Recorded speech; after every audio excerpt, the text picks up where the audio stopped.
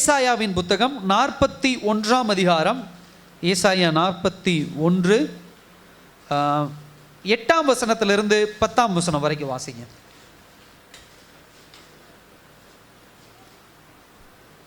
என் தாசனாகிய இஸ்ரவேலே, நான் தெரிந்து கொண்ட யாக்கோபே, என் சிநேகிதனான ஆபிரகாமின் சந்ததியே, நான் பூமியின் கடையாந்தரங்களில் இருந்து உன்னை எடுத்து அதன் எல்லைகளிலிருந்து அழைத்து வந்து, நீ என் தாசன், நான் உன்னை தெரிந்து கொண்டேன், நான் உன்னை வெறுத்து விடவில்லை என்று சொன்னேன்.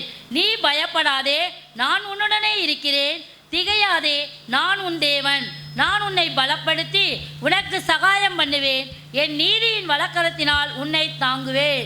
ஹல்லேலூயா. கண்களை மூடி தேவன் நோக்கி பார்க்கலாம். அன்பின் பரலோக பிதாவே, அருமையான நாளுக்காக நன்றி ஆண்டவரே. உடைய வசனம் எங்களோடு இடைப்படட்டும், உடைய வார்த்தை எங்களோடு இடைப்படட்டும், வழி நடத்துங்க. இயேசுவின் நாமத்தில் ஜெபிக்கிறோம் நல்ல பிதாவே, ஆமென். ஹல்லேலூயா.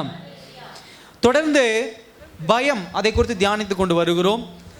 எனக்கு தெரிஞ்சு ஒரு 8 பகுதிகள் சில பயம்னா என்னென்ன, எப்படி எப்படி பயங்கள் இருக்கிறது அப்படியெல்லாம் நம்ம தியானித்தோம். இப்போ அடுத்து வர ஒரு 2-3 வாரங்கள் ஏன் பயப்படக்கூடாது, எப்படி அந்த பயத்தை ஜெயம் கொள்வது, கர்த்தர் அதுக்கு என்னென்ன சப்போர்ட் நமக்கு செய்ய இருக்கிறாரு, தேவ பிள்ளைகள் கிறிஸ்தவர்கள் ஏன் பயப்படக்கூடாது, அதை குறித்து நம்ம என்ன பண்ண போகிறோம், நம்ம தியானிக்க போகிறோம். அதில் முக்கியமாக இன்றைக்கி இந்த ஏசாயா புத்தகத்தில் நம்ம சில வசனங்களை நம்ம என்ன பண்ண போகிறோம், தியானிக்க போகிறோம். ஏசாயா புத்தகம் வேதாகமத்திலே ரொம்ப ஒரு அழகான ஒரு புத்தகம். வேதாகமத்தில் மொத்தம் எத்தனை புத்தகங்கள்? ஓவராலாக பழைய ஏற்பாடு புதிய ஏற்பாடு சேர்த்து 66 புத்தகங்கள். ஏசாயா புத்தகம் 66 அதிகாரங்களை உடையது. அதே போல் ஏசாயா புத்தகத்தை 2 எபிசோடாக பிரிக்கலாம், 2 பிரிவாக என்ன பண்ணலாம் நம்ம பிரிக்கலாம். அதாவது முதல்ல 39 அதிகாரங்கள் ஒரு விஷயத்தையும், அதுக்கு அடுத்து இருக்கக்கூடிய 27 அதிகாரங்கள் வேறொரு விஷயத்தையும் பேசுது. பழைய ஏற்பாடு மொத்தம் எத்தனை புத்தகங்கள்? 39 புத்தகங்கள். புதிய ஏற்பாடு 27 புத்தகங்கள். இப்போ நல்லா கவனிங்க, ஒரு முழு வேதாகமம், பழைய ஏற்பாடு 39, புதிய ஏற்பாடு 27, இது அப்படியே உள்ளடக்கிய சில சில சில ஒரு ஒரு ஒத்த ஒரே மாதிரியான காரியங்கள் எதில் இருக்குது? ஏசாயா புத்தகத்தில் இருக்குது. அப்போ நல்லா கவனிக்க வேண்டிய விஷயம் என்ன அப்படின்னு சொன்னால், அதாவது வேதாகம அறிவாளிகள் ஸ்காலர்ஸ் என்ன சொல்லுவாங்க அப்படின்னா, வேதாகமம் இந்த பைபிள் அப்படிங்கிறது பழைய ஏற்பாடு புதிய ஏற்பாடு சேர்ந்து ஒரு வேதாகமம் அப்படிங்கிறோம்னா, இந்த ஏசாயா புத்தகம் ஒரு சின்ன வேதாகமம் அப்படின்னு சொல்லுவாங்க. இது அதிகாரங்களில் மாத்திரம் அல்ல இந்த மாதிரியான காரியங்களை மாத்திரம் அல்ல, இதனுடைய கருத்துக்களும் அதோடு சேர்ந்து வருவதை நாம் என்ன பண்ண முடியுது, பார்க்க முடியுது. இந்த ஏசாயா புத்தகம் என்ன மைய கருத்தை கொண்டிருக்கு அப்படின்னா, இந்த இயேசு கிறிஸ்து என்னும் இரட்சகர் இந்த பூமிக்கு வருவதை குறித்து, அதற்குண்டான தேவ திட்டத்தை குறித்ததான ஒரு மைய கருத்தை கொண்டு தான் இந்த 66 அதிகாரங்களும் என்ன பண்ணுகிறது, டெவலப் பண்ணப்படுகிறது. அது மாத்திரமல்ல, நீங்கள் ஏசாயா புத்தகத்தை வாசிச்சிங்கன்னா அதிகமான இடங்களிலே இயேசு கிறிஸ்துவை குறித்ததான தீர்க்க தரிசனம் இருப்பதை நம்ம பார்க்க முடியும். இயேசு கிறிஸ்துவுடைய பிறப்பு, அவர் செய்ய போகிற காரியங்கள், அவர் வருகிற சந்ததி, அவருடைய மரணம், இது எல்லாவற்றையும் ஏசாயா புத்தகத்திலே நீங்கள் என்ன பண்ணிடலாம், பார்த்துடலாம். சகோதர சகோதரியே, அது மாத்திரமல்ல, நான் சொன்ன 2 பகுதியாக பிரிச்சுக்கலாம். 39 அதிகாரங்கள் ஒரு பகுதியாகவும் 27 அதிகாரங்கள் இன்னொரு பகுதியாகும். இந்த 39 அதிகாரங்கள் எதை பேசுகிறது அப்படின்னு சொன்னால், ஜட்ஜ்மெண்ட் ஆஃப் சின், அதாவது பாவத்தினுடைய நியாய தீர்ப்பை குறித்து பேசுகிறது. கர்த்தர் எவ்வளவு பரிசுத்தமானவர், அவர் பாவத்தின் மீது எவ்வளவு கோபப்படுகிறார், அந்த கோபம் எப்படி நியாய தீர்ப்பாக மாறுகிறது என்பதை குறித்து தான் முதல் 39 அதிகாரங்கள் என்ன பண்ணுகிறது, பேசுகிறது. இதையே தான் முழு பழைய ஏற்பாடும் பேசுது. பாவத்தினால் ஏற்படுகிற பிரச்சனை என்ன, தேவனுடைய கோபாக்கினை என்ன, அந்த கோபாக்கினை எப்படி இருக்குது, இஸ்ரவேல் ஜனங்க மீது எப்படி பிரதிபலிக்குது, இதெல்லாம் தான் என்ன பண்ணுது, பழைய ஏற்பாடு புத்தகமும் என்ன பண்ணுது, பேசுது. அடுத்த 27 அதிகாரங்கள், ஏசாயா புத்தகத்தின் அடுத்த 27 அதிகாரங்களை நீங்கள் வாசிக்கும் போது எதை குறித்து பேசுகிறது அப்படின்னு சொன்னால், இந்த பாவம் செய்கிற பாவிகளுக்கு எப்படி தேவனுடைய கிருபை தேடி வருகிறது, இதை குறித்து தான் ஏசாயாவின் 2ஆம் பகுதியாகி 27 அதிகாரங்கள் என்ன பண்ணுகிறது, பேசுகிறது. ஸோ வேதாகமத்தில் புதிய ஏற்பாடும் இயேசு கிறிஸ்துடைய வருகையும், அவர் நமக்காக என்ன செய்தார், நமக்காக ரத்தம் சிந்தினார், நமக்காக இந்த உலகத்திலே மரித்தார், தேவனுடைய கிருபை இயேசு கிறிஸ்துவாக அவருடைய ஒரே பேரான குமாரனை இந்த பூமியில அனுப்பினது, இதை குறித்து தான் என்ன பண்ணுகிறது அழகா பேசுறதை நம்ம பார்க்க முடியுது. ஸோ இந்த ஏசாயா புத்தகத்தினுடைய முதல் பகுதி இந்த உலகத்திற்கு என்ன தேவை, ஒரு ரிடம்ஷன் தேவை, ஒரு விடுதலை தேவை, அதை குறித்து பேசுது. கோபாக்கினை குறித்து பேசுகிறது. அதே இரண்டாம் பகுதியை பார்க்கும் பொழுது தேவன் அதுக்கு கொடுக்கிற சொல்யூஷன் என்ன, அதற்கு கொடுக்கிற தீர்வு என்ன, அந்த தீர்வு தான் மேசியா என்பதை இந்த முழு ஏசாயா புத்தகம் அவ்வளவு அழகாக என்ன பண்ணுகிறது பேசுகிறது. ஆனால் தயவு செய்து ஏசாயா புத்தகத்தை ரொம்ப கவனம் எடுத்து என்ன பண்ணுங்க வாசிங்க. ஏன்னா நமக்கு ரொம்ப பிடிச்சது சங்கீதம் புத்தகம் தான். சில நேரங்களில் சங்கீதத்திலேயே நம்முடைய வாழ்க்கையை கடத்தி கொண்டு இருப்போம். எப்போ பார்த்தாலும் சங்கீதத்தையே வாசித்து கொண்டிருக்கிற ஒரு சில கூட்டமும் உண்டு. ரொம்ப சந்தோஷம், சங்கீதமும் வேதாகமும் தான், கண்டிப்பாக வாசிங்க. ஆனால் அதே சமயத்தில் ஏசாயா புத்தகமும் தொடர்ந்து என்ன பண்ணுங்க வாசிங்க. சரி, இப்போ இந்த சம்பவத்துக்கு வருவோம். இப்போ இந்த ஏசாயா புத்தகத்தில் நம்ம பார்க்கும் பொழுது என்ன நடக்குது அதை தெரிஞ்சுக்கலாம் அடுத்து. ஏன்னா அப்போ அந்த கான்டெக்ஸ்ட்டை புரிஞ்சுக்கிட்டோம்னா, அதை சூழ்நிலையை புரிஞ்சுக்கிட்டா தான் அந்த வசனம் நமக்கு நல்லா புரியும். அதாவது இஸ்ரவேல் ஜனங்கள் தேவனை விட்டு வழி விலகி விக்கிரக ஆராதனைக்குள்ளாக என்ன பண்ணுகிறார்கள், போகிறார்கள்.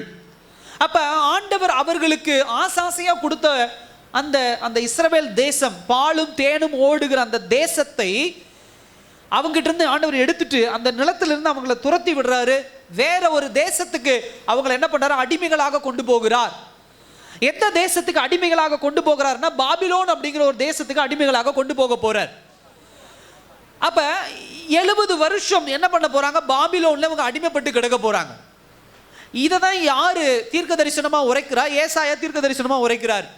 முதல் 39 அதிகாரங்கள்ல இதுதான் பேசுறார். அவர்கள் செய்த பாவம், அதற்குண்டான நியாய தீர்ப்பு, என்ன பண்ண போறார் ஆண்டவர் அப்படிங்கிறத பேசுறார் 39 அதிகாரம்.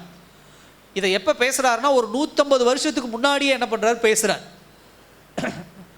இப்ப இந்த காலகட்டம் ரொம்ப கவனிக்க வேண்டிய ஒரு காலகட்டமா இருக்குது. 70 வருஷம் இவர்கள் என்ன பண்றாங்க அப்படின்னு சொன்னா, இந்த 39 அதிகாரம் இந்த 70 வருஷம் இவர்கள் அனுபவிக்க போற பாடுகளையும் தேவனுடைய கோபாக்கினை குறித்து தான் என்ன பண்ணுகிறது பேசுகிறது.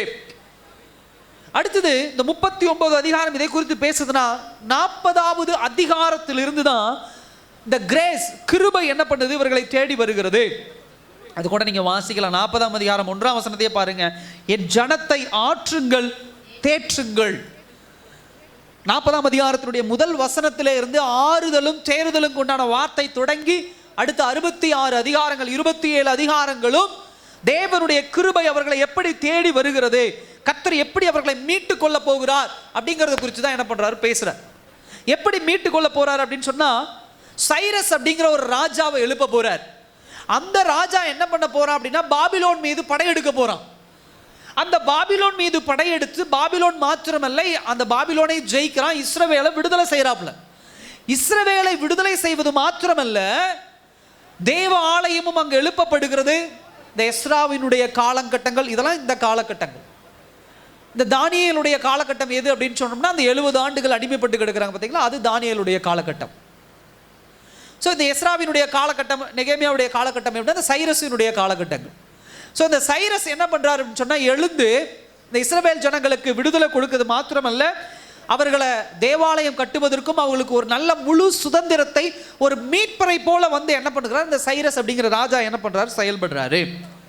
ஸோ இந்த காரியம் தான் என்ன பண்ணுகிறது, நடக்கிறத நம்ம என்ன பண்ணுறது நம்ம பார்க்க முடியுது.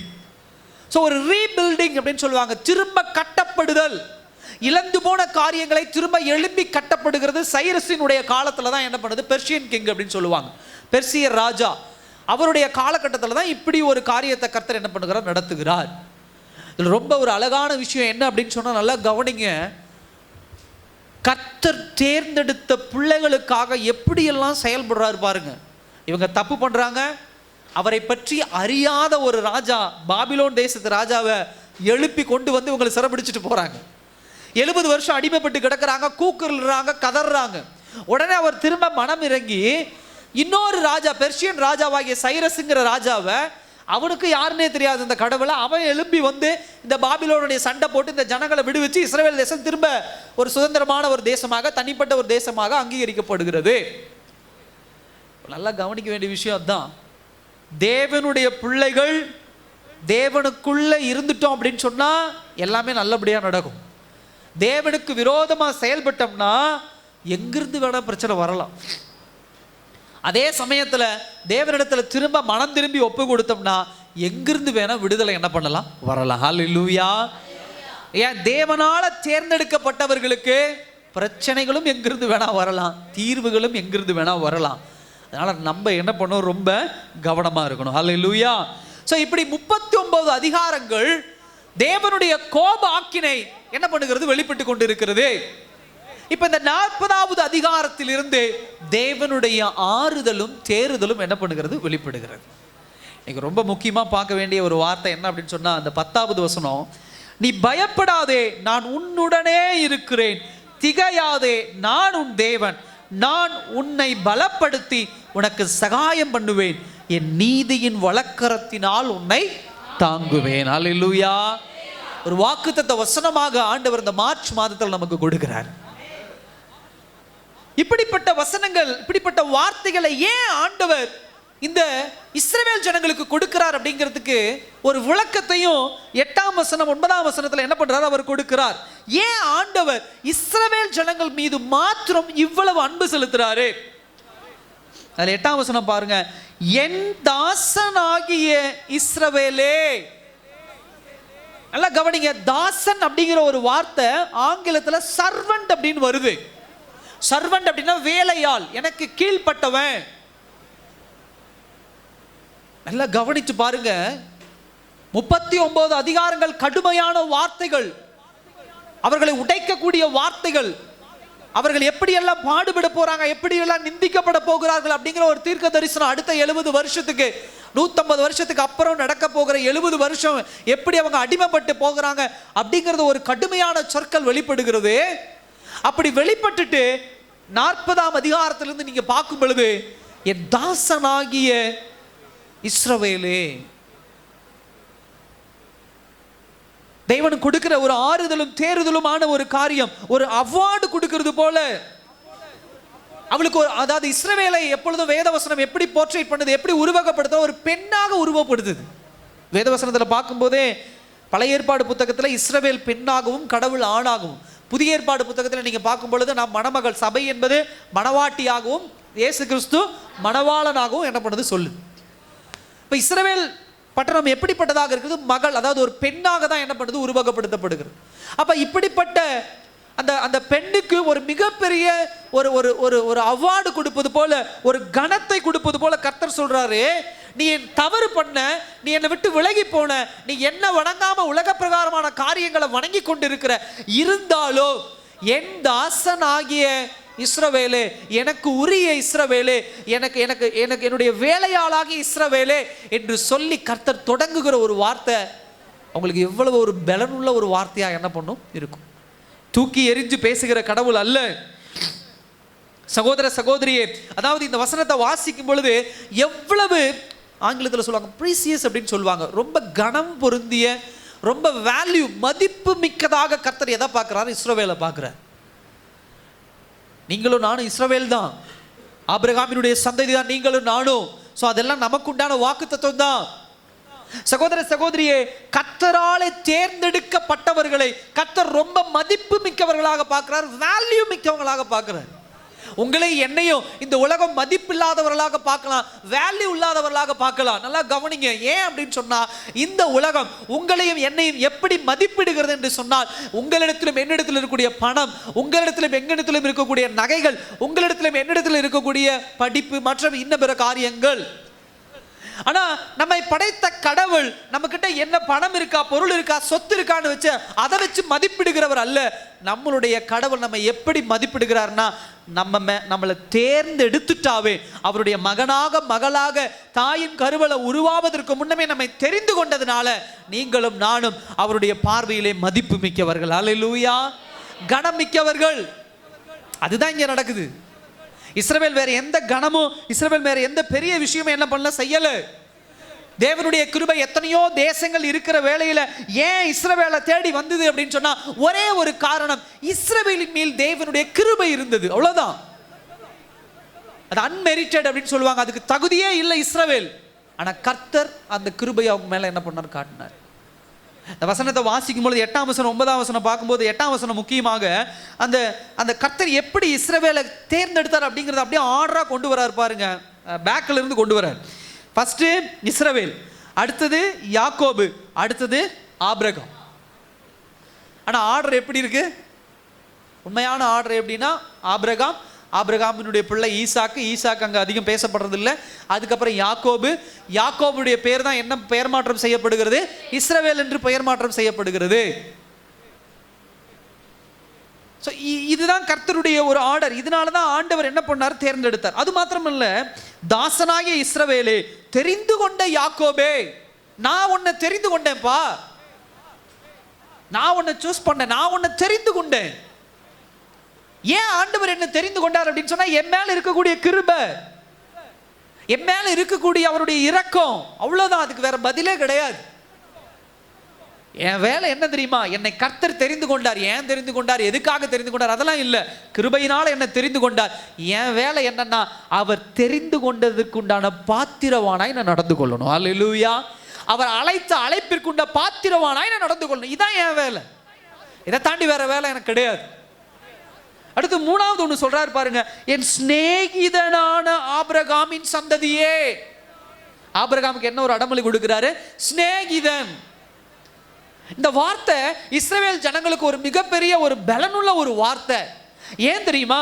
இந்த இஸ்ரவேல் ஜனங்கள் அப்பொழுது தேவனை வணங்காமல் விக்கிரக ஆராதனை செய்து கொண்டிருக்கிறார்கள். இஸ்ரவேல் தேசத்தை விட்டு வெளி தேசங்களில் காணப்படுகிற விக்கிரகங்களை கொண்டு வந்து இவங்க என்ன பண்றாங்க? ஆராதித்து கொண்டிருக்கிறார்கள். இந்த விக்கிரக ஆராதனை இப்பொழுது உருமாறி கிடக்கிறது. எப்படி மாறி கிடக்குதுன்னா, விக்கிரகங்களை கண்டு பயந்து என்ன பண்ணுவாங்க? ஆராதிப்பாங்க இந்த இஸ்ரவேல் ஜனங்கள். அதே போல இஸ்ரவேலை சுற்றி இருக்கிறவர்கள். இப்ப ஆண்டவர் அவர்களோடு பேசுற ஒரு வார்த்தை என்னன்னா, சிநேகிதன், என்னுடைய நண்பன், மை பிலவட் அப்படின்னு சொல்லுவாங்க. என்னுடைய நண்பனே, என் அன்புக்குரியவனே. அதுதான் சிநேகிதன்னா, அந்த வார்த்தைக்கு உண்டான அர்த்தம் அன்புக்குரியவனே. இப்போ பாருங்க, இந்த ஜனங்கள் எப்படி இருந்தவங்க எப்படி மாறி இருக்கிறாங்க. அப்படி மாறி இருக்கிற ஜனங்களுக்கு திரும்ப புத்தியை கொண்டு வரணும் அப்படிங்கிறதுக்காக தான் ஆண்டவர் அந்த வார்த்தையை உபயோகப்படுத்துறார். நீ என்ன விட்டுட்டு விக்கிரக ஆராதனை பயந்து ஆராதித்து கொண்டிருந்த, நான் உண்மையான கடவுள், நான் எப்படி இருக்கிறேன் உங்ககிட்ட? அன்புள்ளவனாக ஒரு சிநேகிதனை போல. அல்லேலூயா. தாய் தகப்பன்ட்ட சொல்லாத விஷயங்களை யார்கிட்ட சொல்லுவோம்? சிநேகிதன்ட்ட சொல்லுவோம். சில பேர் மனைவி கிட்ட சொல்லாத விஷயத்தை கூட நண்பர்கள்ட்ட சொல்லுவாங்க. கணவர்கிட்ட சொல்லாத விஷயங்களை தோழிகள் இடத்துல என்ன பண்ணுவாங்க? அப்படி சொல்லுவாங்க. அப்படிதானே? சிநேகிதனுக்கு தெரியாத, அது அழகா உலக பழமொழி சொல்லுவாங்க, நண்பன் யார் என்று சொல்லு, நீ யார் என்பதை நான் என்ன பண்றேன் சொல்றேன். ஏன்னா எல்லா விஷயமும் தெரியும் அப்படிங்கிற ஒரு அர்த்தத்தில். அவனுடைய கேரக்டர் என்னமோ அதுதான் உன் கேரக்டரா இருக்கும் அப்படிங்கிற மாதிரி.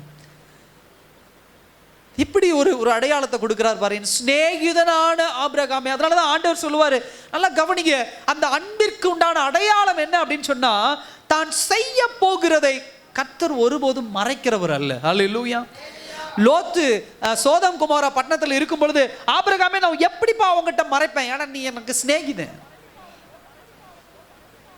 ஆண்டவருக்கு பிடிச்சு போயிடுச்சு அப்படின்னா உங்களை என்னையும் சிநேகிதன் மோடுக்கு வந்துட்டாரு, சிநேகிதனுடைய அந்த ஸ்ட்ராட்டஜிக்கு வந்துட்டாரு அப்படின்னு சொன்னா, சின்ன எறும்பு நடந்தா கூட ஆண்டவர் சொல்லுவார், உன் முன்னாடி எறும்பு நடக்குது, உன் பின்னாடி வந்து இது வருது, பாம்பு வருது, பள்ளி வருது, எல்லாம் ஆண்டவர் சொல்லி கொடுத்துருவார்.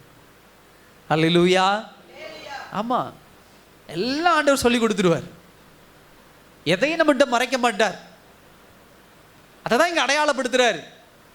ஸோ இந்த விஷயங்கள்னால தான் அடுத்து 9ஆம் வசனத்தில் சொல்றாரு, கடையாந்தரங்களிலிருந்து உன்னை எடுத்து அதன் எல்லைகளிலிருந்து அழைத்து வந்து, என் தாசன், நான் உன்னை தெரிந்து கொண்டேன், நான் உன்னை வெறுத்து விடவில்லை என்றார். அல்லேலூயா. உன்னை எங்கிருந்து நான் கொண்டு வந்திருக்கிறேன், எங்கிருந்து உன்னை கிட்ட சேர்த்து இருக்கிறேன். நீ என்னை விட்டு விலகி போன, நீ என் மேல அன்பு வைக்கல, ஆனா இருந்தாலும் நான் உன்னை வெறுத்து விடவில்லை. அல்லேலூயா.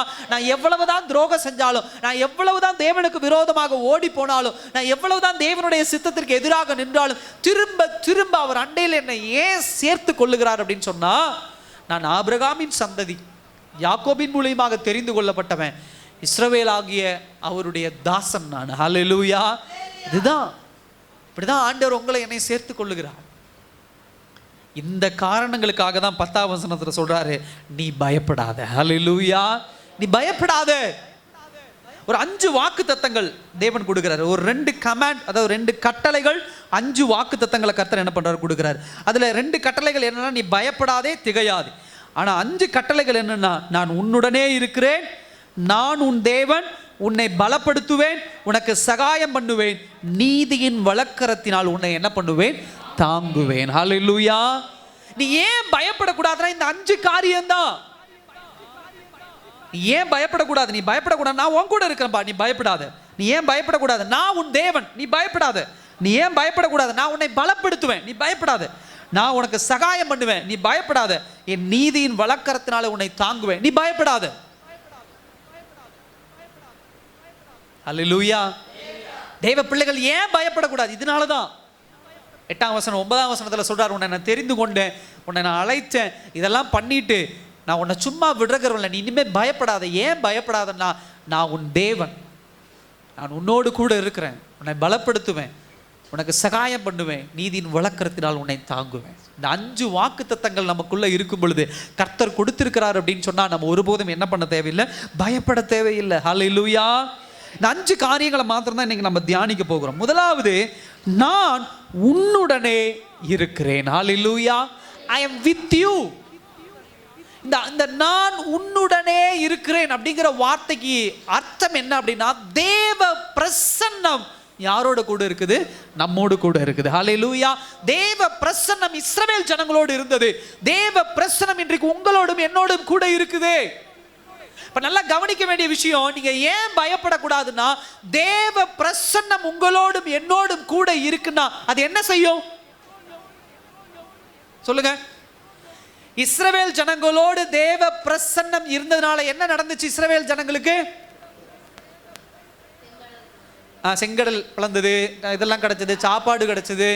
பகலிலே பார்க்குறோம் மேகஸ்தம்பமும் இரவில் அக்னி ஸ்தம்பமாக தேவ பிரசன்னம் அவங்களோடு கூட இருந்தது. நல்லா சொல்லுங்க, தேவ பிரசன்னம் இஸ்ரவேல் ஜனங்களோடு கூட இருந்ததுனால அவங்களுக்கு என்ன பெனிஃபிட்? சுதந்திரமா இருந்தாங்க, பாதுகாப்பு. ஹல்லேலூயா. என்னதுங்க? செக்யூரிட்டி. ஒரு பாதுகாப்பு அவங்களுக்கு இருந்துச்சு. இஸ்ரவேல் ஜனங்கள் பெரிய யுத்தம் பண்ணக்கூடிய ஆட்கள் கிடையாது. அடிமைப்பட்டு எல்லாம் எலும்பு தோலுமா கிடக்கிறான். அடிச்சு காயப்படுத்தி அவருடைய பிள்ளைகளை கொன்று அதை அவனோட மனதளவிலையும் காயப்படுத்தி வச்சிருக்கிறான், உடல் அளவிலையும் காயப்படுத்தி கொடுமைப்படுத்தி வச்சிருக்கிறான் எகிப்து தேசத்தால். இப்ப அவனுக்கு என்ன தேவை? ஒரு பாதுகாப்பு தேவை. அவனை தொட முடியாதபடி அவனுக்கு ஒரு பாதுகாப்பு இருந்தாதான் அவன் சுதந்திரமா இருப்பான், பலன் உள்ளவனா என்ன பண்ணுவான், மாறுவான். அப்ப தேவ பிரசன்னம் இஸ்ரவேல் ஜனங்களுக்கு மத்தியில இல்லாததுனால அவங்க என்ன பண்றாங்க, 400 வருஷங்கள் 430 வருஷங்கள் அவர்கள் என்ன பண்றாங்க, அடிமைப்பட்டு கிடக்குறாங்க. நீ பயப்படாத, நான் என்ன பண்றேன், முதல் காரியம், நான் உன்னுடனே இருக்கிறேன் அப்படின்னு சொன்னா நான் உனக்கு பாதுகாப்பா இருக்கிறேன். ஹல்லேலூயா.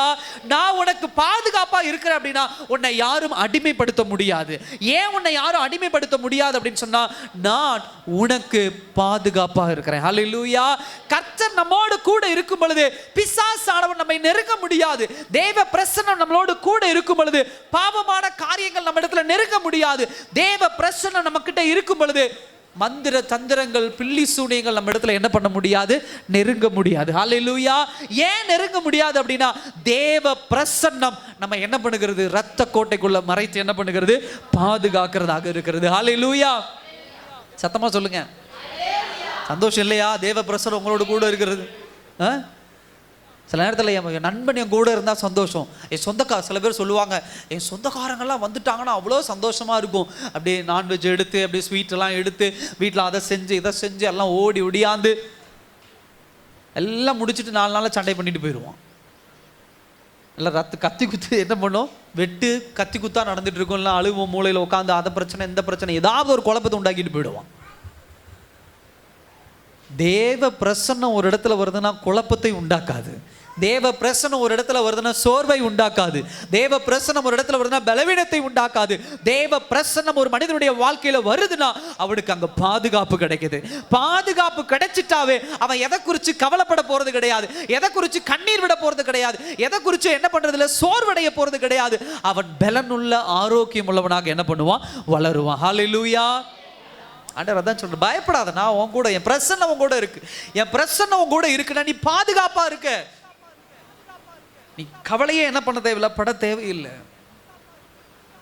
நான் உன்னுடனே கூட இருக்கிறேன் அப்படிங்கிறதுக்கு ஒரு பெஸ்ட் எக்ஸாம்பிள் புதிய ஏற்பாட்டில் நம்ம அழகா சொல்லலாம். இயேசுவின் சீஷர்கள் எல்லாம் என்ன பண்றாங்க, அந்த படகுல போறாங்க. படகுல போகும்போது அந்த போட்ல யார் இல்லை, இயேசு இல்லை. இந்த சீஷர்கள் எல்லாம் போட்ல போகும்போது காற்று பயங்கரமா அடிக்குது, அலை பயங்கரமா அடிக்கும்போது படகு ரொம்ப என்ன ஆகுது, அந்த வேவ் அந்த ரொம்ப ஆடுது, அப்படியே கவிழ்ற மாதிரிலாம் என்ன பண்ணுது, போயிட்டு இருக்கு. உடனே எல்லாம் கூக்குரல் இடுறாங்க, ஐயோ நாங்கள் செத்து போயிடுவோமே அப்படின்னு சொல்லி. அப்படி கூக்குரல் இட்டு கொண்டு இருக்கும் பொழுது அந்த அந்த அந்த அந்த இதுல வராரு, அந்த தண்ணியில இயேசு என்ன பண்றாரு, நடந்து வரார். இந்த இடத்துல கொஞ்சம் பாஸ் பண்ணி கொஞ்சம் நிறுத்தி யோசிச்சு பாருங்க. அந்த அந்த வசனத்தை கூட எடுத்து வாசிங்களே ஒருவர். யோவான் 6:21 எடுங்க, அப்பதான் நல்லா புரியும். யோவான் 6:21.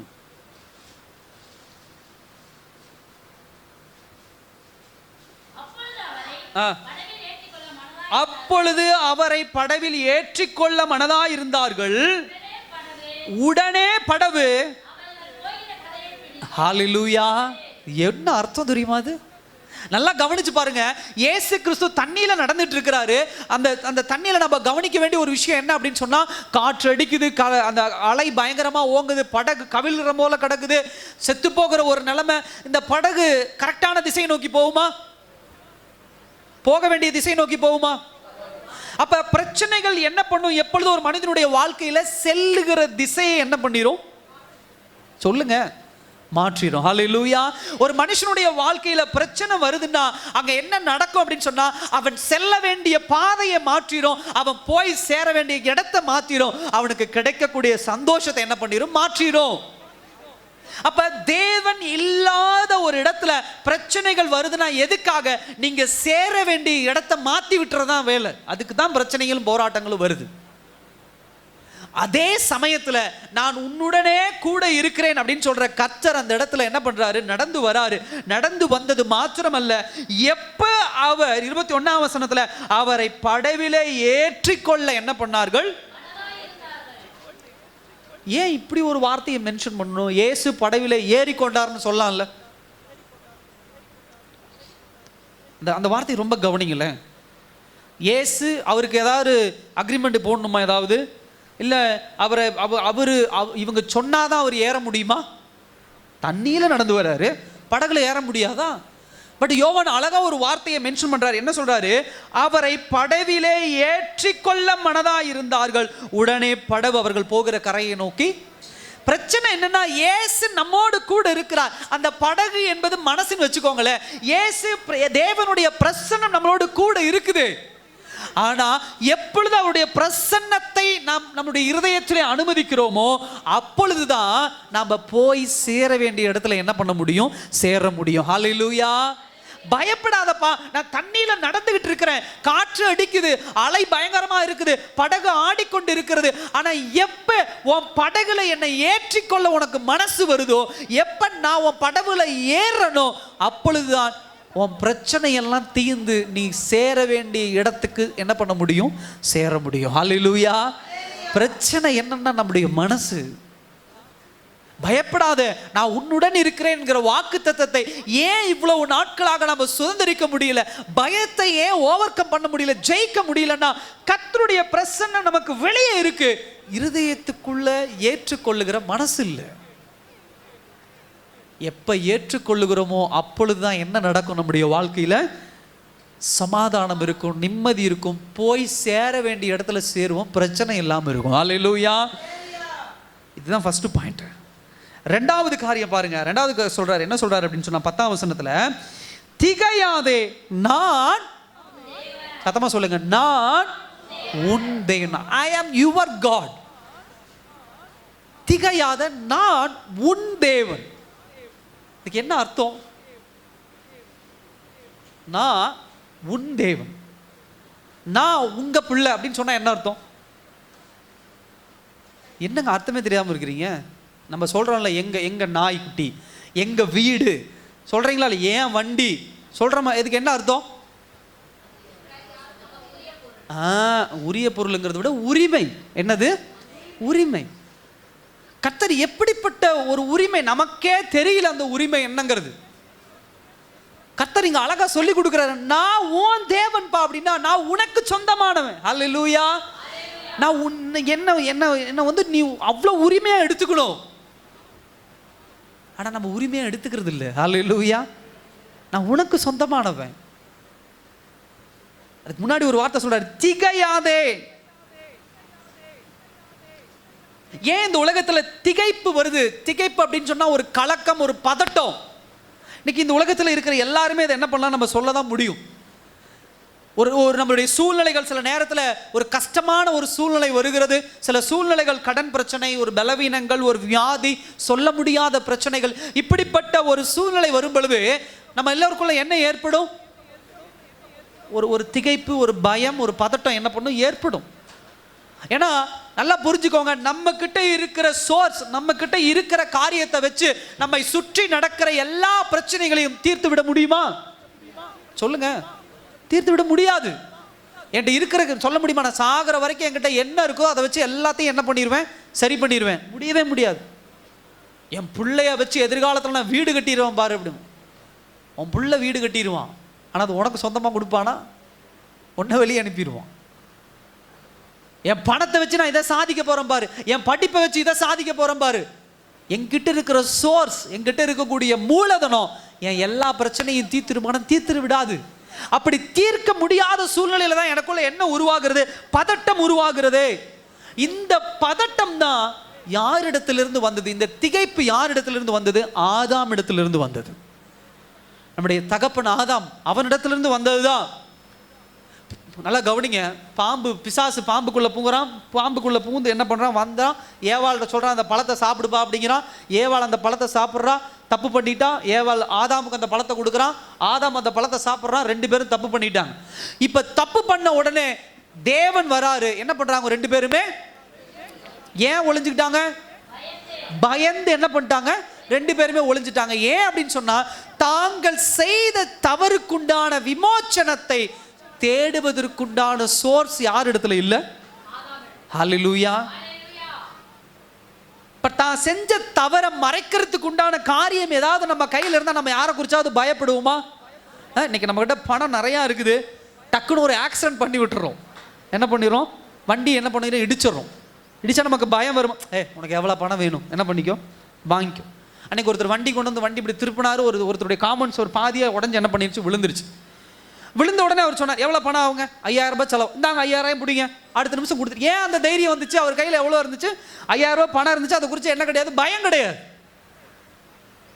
ஆதாமுக்கு ஏவாளுக்கு ஏன் பயம் வந்துச்சு அப்படின்னு சொன்னா, அவர்கள் செய்த பாவத்திற்குண்டான சோர்ஸ் அவங்க கிட்ட கிடையாது. இன்னைக்கு இந்த வார்த்தை சொல்லுது, நீ பயப்படாத. ஏன் பயப்படாத அப்படின்னு சொன்னா, நான் உன் தேவன், நான் உனக்கு உரிமையானவன். இப்ப கர்த்தர் எனக்கு உரிமையானவர்னா, இந்த உலகத்துல நான் எதை குறித்து என்ன பண்ண தேவையில்லை? பயப்பட தேவையில்லை. ஏன்னா என்கிட்ட என்ன இருக்கு? சோர்ஸ் இருக்கு, மூலதனம் இருக்கு. ஹல்லேலூயா. என் மூலதனம் யாரு? என்னுடைய உரிமை யாரு? என் தேவன். அதனாலதான் சொல்றோம், யார் என்னை கைவிட்டாலும் என் கர்த்தர் என்னை என்ன பண்ணுகிறது இல்ல? கைவிடுகிறது இல்ல. ஹல்லேலூயா. அதனால நான் என்ன பண்ண? திகைப்பட. ஐயோ என் புள்ள கைவிட்டாளா? ஐயோ இவங்க ஓடி போயிட்டாங்களா? ஐயோ இவங்க காணாம போயிட்டாங்களா? இந்த தொழில இழப்பு வந்துருச்சு. நான் பயப்பட தேவையில்லை, நான் கவலைப்பட தேவையில்லை. ஏன்னா என் உரிமை, என் மூலதனமாகிய கர்த்தர் என்னோடு கூட இருக்கிறார். ஹல்லேலூயா. இப்ப எப்ப திகைப்பு வரும் அப்படின்னு சொன்னா, நான் உன் தேவன் அவர் சொல்லிட்டாரு. ஆனா அந்த உரிமையை நம்ம எடுத்துக்கொள்கிறோமா? என் தேவன்கிற இடத்துல என் பணம், என் பெருமை, என் படிப்பு, என் ஜாதி, என் பொருள், என் ஊரு, என் சொந்தக்காரங்க, என் உறவினர்கள் எப்ப நம்ம ஆண்டவரை எடுத்துட்டு ஆண்டவருக்கு உண்டான இடத்தை கொடுக்காம வேற ஒருத்தருக்கு கொடுக்குறோமோ, அப்பதான் நமக்குள்ள பதட்டம் வரும். அவன் கைவிட்டு போயிட்டானா? ஐயோ போயிட்டானே. ஐயோ சொந்தக்காரன் ஏமாத்திட்டானே. ஐயோ அவன் ஏமாத்திட்டானே. ஐயோ இவன் ஏமாத்திட்டானே. ஐயோ இவன் இதை எடுத்துட்டு போயிட்டானே. அல்லேலூயா.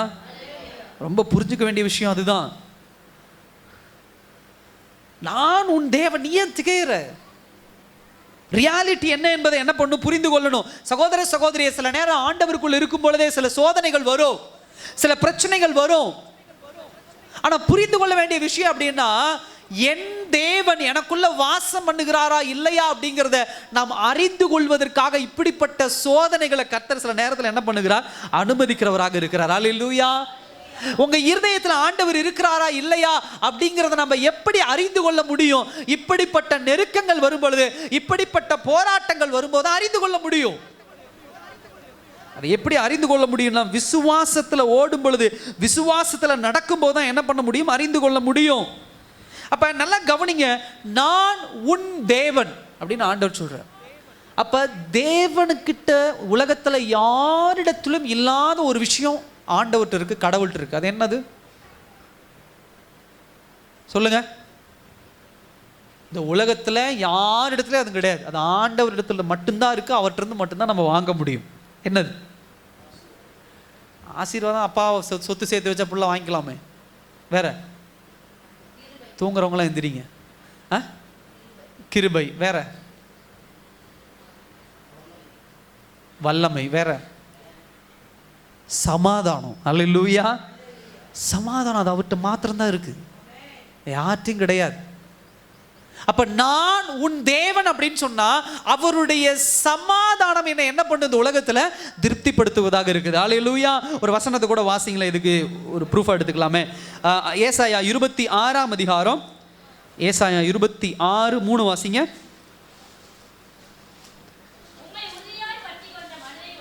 உம்மை உறுதியாய் பற்றி கொண்ட மனதை உடையவன் உம்மையே நம்பி இருக்கிறபடியால் ஹல்லேலூயா என்ன பண்ணுவீர், பூரண சமாதானத்துடன் என்ன பண்ணுவீர், காத்து கொள்ளுவீர். ஹல்லேலூயா. என் தேவன் எனக்கிட்ட இருக்கும்போது எனக்கு என்ன உண்டு, சமாதானம் உண்டு. என் பிள்ளை என்கிட்ட இருந்தா அதனால நிந்தனை, என் பணம் எனக்கு நிந்தனை, என் உறவினர்கள் எனக்கு நிந்தனை, என் கூட இருக்கிறவங்க எனக்கு பெரிய பிரச்சனை, என் நண்பர்கள் எனக்கு பெரிய பிரச்சனை, என் சொத்து எனக்கு மிகப்பெரிய பிரச்சனை. ஆனா என்னைக்கு என்னுடைய உரிமை என் தேவனாக இருக்கிறாரோ எனக்கு என்ன உண்டு, பூரண சமாதானம் உண்டு. ஹல்லேலூயா. பூரண சமாதானம் எனக்கு இருக்கும்போது நான் எதை குறித்து என்ன பண்ண தேவையில்லை, திகைப்படைய தேவையில்லை, பயப்பட தேவையில்லை, கவலையடைய தேவையில்லை. சில சோதனைகள் வரும், சில நிந்தனைகள் வரும், சில போராட்டங்கள் வரும். அந்த நேரத்தில் நம்ம சமாதானத்தோடு இருக்கணும். ஏன் அப்படின்னா, என் தேவன் என்னோடு கூட இருக்கும் பொழுது இதை குறித்து நான் கவலைப்பட தேவையில்லை, எனக்கு சமாதானம். யுத்தம் அவருடையது. அல்லேலூயா. நீ சும்மா இரு, யுத்தம் என்னுடையது, நான் பார்த்துக்கிறேங்கிறார் ஆண்டவர். நான் பயப்பட தேவையில்லை. நம்ம உரிமையை விட்டு கொடுத்துட்றோம். அவர் சொல்லிட்டாருப்பா, நான் ஓன் கடவுள்ப்பா, நான் உன் தேவன். ஆனால் நம்ம அந்த உரிமையை எடுத்துக்கிறது இல்லை. ஏன் ஆண்டவருங்கிற உரிமையை நம்ம எடுக்கிறது இல்லை. ரெண்டாவது பாயிண்ட் அது. மூணாவது காரியம் என்ன சொல்றாரு இதில், நான் உன்னை பலப்படுத்தி. ஹல்லேலூயா. அடுத்த வார்த்தை என்ன சொல்றாரு அப்படின்னா, தேவனுடைய வல்லமை நம்ம என்ன பண்ணும், பலப்படுத்தும். அதுதான் ஒரு மனுஷன் பயப்படாம இந்த உலகத்துல சர்வைவ் பண்ணுவதுக்கு உண்டான ஒரு காரியம். சகோதர சகோதரி நல்லா கவனிங்க, இந்த உலகத்துல நம்ம அதிகமாக டிமாண்ட் பண்ணக்கூடிய, இல்லை நம்ம அதிகமாக அழுத்தம் தரக்கூடிய விஷயம் என்ன அப்படின்னு சொன்னா பலம் தான். எல்லா விஷயத்துக்கும் என்ன தேவை, பலன் தேவை. உங்களுடைய சுய பலனை வச்சு இந்த உலகத்துல எல்லாவற்றையும் சாதித்துட முடியுமா, ஜெயிச்சிட முடியுமா? சொல்லுங்க, முடியுமா? தாய் தகப்பன் எவ்வளோ பெரிய சொத்தாக இருந்தாலும், எவ்வளோ பெரிய வசதியாக இருந்தாலும், பிள்ளைகள் கேட்கிற எல்லாவற்றையும் சுதந்திரித்து கொடுக்கக்கூடிய அளவுக்கு உண்டானது கிடையாது. மனுஷனுடைய பலம் ஒரு லிமிட் தான், அதுக்கு மேலே போக முடியாது. அவன் எவ்வளோ பெரிய பலசாலியாக இருக்கலாம், எவ்வளோ பணக்காரனாக இருக்கலாம், அந்த லிமிட்டை என்ன பண்ண முடியாது, தாண்ட முடியாது. பணம் எவ்வளோ இருந்தாலும் எல்லா உயிரையும் காப்பாற்ற முடியுமா? கோடீஸ்வரர்கள்லாம் இன்றைக்கி யாராவது சொல்கிறாங்களா, என்கிட்ட 500 கோடி இருக்குது, எனக்கு வயசு 500 ஆகுது, சொல்ல முடியுமா? இல்லை. அவங்களுக்கும் அந்த வயசு தான். கரெக்டாக அந்த டைம் வரும்போது அவங்க மரிச்சு போகிறாங்க. பயங்கரமாக உடம்ப ஸ்ட்ராங்காக நிறைய பேர் வச்சுருக்காங்க. யாராவது சொல்ல முடியுமா அவங்க இத்தனை வருஷம் என்ன பண்ணாங்க, வாழ்ந்தாங்கன்னு? இல்லை. சாப்பாடு ரொம்ப ஹெல்த்தியாக ஆரோக்கியமாக இதை தான் சாப்பிடணும், இதை தான் சாப்பிடணும், இது ரொம்ப டயட்டு, இது இந்த சத்தில் தான், இந்த சாப்பாடு சாப்பிட்டா இந்த பிரச்சனை வரும், அதனால் இதை ஒமிட் பண்ணி இதை தள்ளி விட்டுருங்க, இந்த சாப்பாடு சாப்பிட்டா உடம்புக்கு ஆரோக்கியம், இதை மட்டும் எடுத்துக்கோங்க. அப்படின்லாம் இந்த உலகத்தில் ரொம்ப கான்ஷியஸ், அதாவது ரொம்ப கவனம் உள்ளவர்களாம் என்ன பண்ணுறாங்க, இருக்கிறாங்க. அவங்க என்ன 500 வருஷம் வாழ்ந்துடுறாங்களா? இல்லை. நல்ல படித்த கற்றுத்தேர்ந்த திறமையுள்ள மருத்துவர்கள் இருக்கிறாங்க. அவங்ககிட்ட போகிற பேஷண்ட் எல்லாம் பிழைச்சிட்றாங்களா? இல்லை. அதே சமயத்தில் நமக்கு தெரிஞ்சு எத்தனையோ பேர் ஐசியூவில் படுத்து கிடக்கிறாங்க. முழங்கால் படிட்டு 5 நிமிஷம் ஜெபிக்கிறோம், உயிரோடு எழும்புறாங்க. அல்லேலூயா. அது என்ன அர்த்தம்? பலம் யாருக்கிட்ட இருந்து ஜெனரேட் ஆகுது? யாருக்கிட்ட இருந்து பிறக்குது? கர்த்தரிடத்தில் இருந்து. ஹல்லேலூயா. என்னுடைய சுய பலன் அல்ல. என்றைக்கு உங்களுடைய சுய பலனை நீங்க கணக்கு போட ஆரம்பிக்கிறீங்களோ, எப்ப அதை கால்குலேட் பண்ண ஆரம்பிக்கிறீங்களோ, எப்ப அதை குறித்து யோசிக்கிறீங்களோ, அப்பவே உங்களுக்குள்ள எனக்குள்ள என்ன வந்துடும்? பயம் வந்துடும். ஹல்லேலூயா. அம்மா ஐயோ எங்கிட்ட 15,000 ஃபீஸ் கட்டணும், இருக்கிறது 8,000, பயம் வந்துருமா? எப்படி கட்ட போறணும்? எனக்கு இருக்கிற பயம். சில பேர் அப்படி தானே, எல்லா விஷயம் ஐயோ இஎம்ஐ இந்த வருஷம் 8,000 கட்டு, இந்த மாதம் 8,000 கட்டணும், கையில் எவ்வளோ இருக்கு?